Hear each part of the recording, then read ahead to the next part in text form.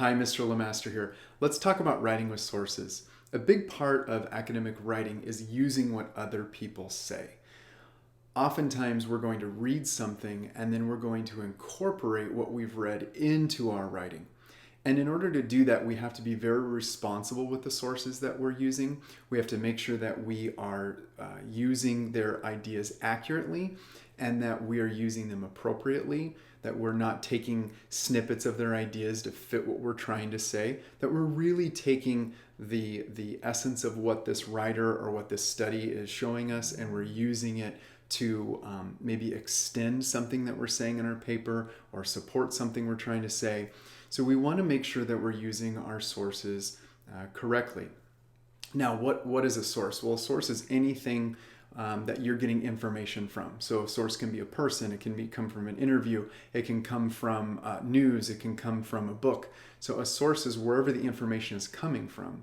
And when we use a source, when we write with sources, we want to make sure that we are announcing to the reader that my voice or my idea is stopping and I'm now bringing someone else's idea or voice into the paper. So we want to be very clear when we introduce a source or introduce someone else's ideas.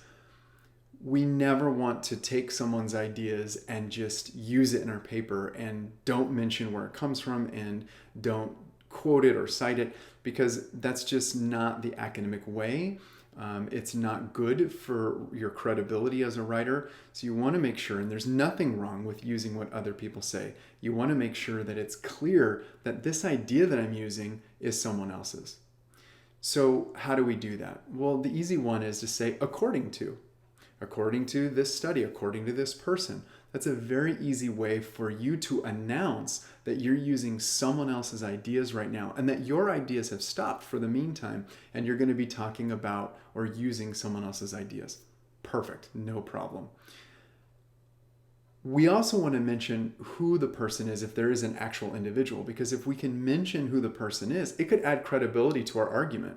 It could add credibility to the informational text that we're writing, because some people are experts in the field, and if we can grab those experts, if we can bring those experts into our writing, then it just helps us. It makes us look better. It makes us look smarter.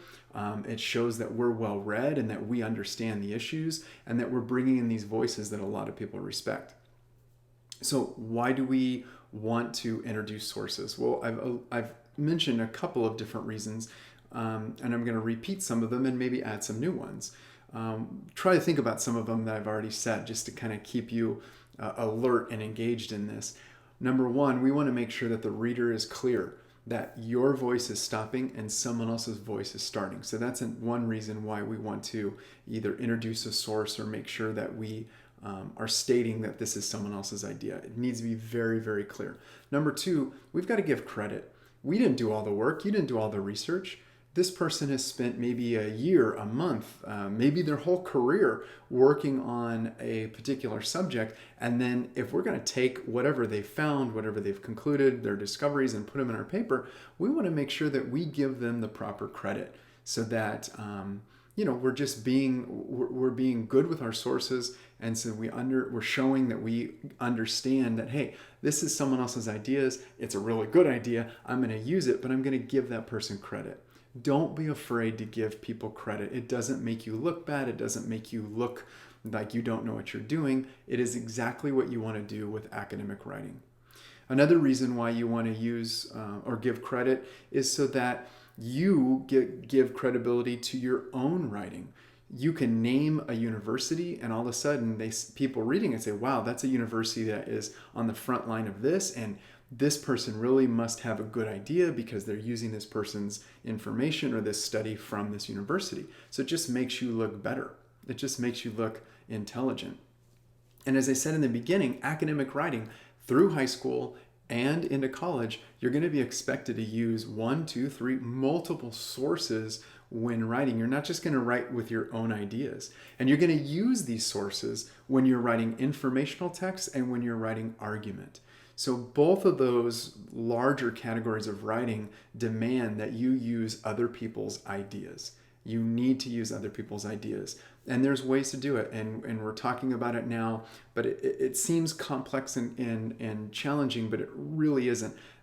The important point is you just want to make sure that it's clear that your idea has stopped and someone else's idea is beginning. And you do that by announcing it according to using, introducing your source by saying, like, in the text or in this article by so and so, and you're off and running. So we want to make sure that we're clear on that. And that's writing with sources. Gone are the days where you just sit down and write from your own top of your mind. We now are being accountable for the ideas that we're saying. We want to make sure we're supporting the ideas, using what people say to extend, using what people say to challenge, using what people say to complicate ideas and issues. So that is writing with sources. So I can't wait to see what you guys do with the sources that you have, and see how you incorporate those and blend those into your own writing.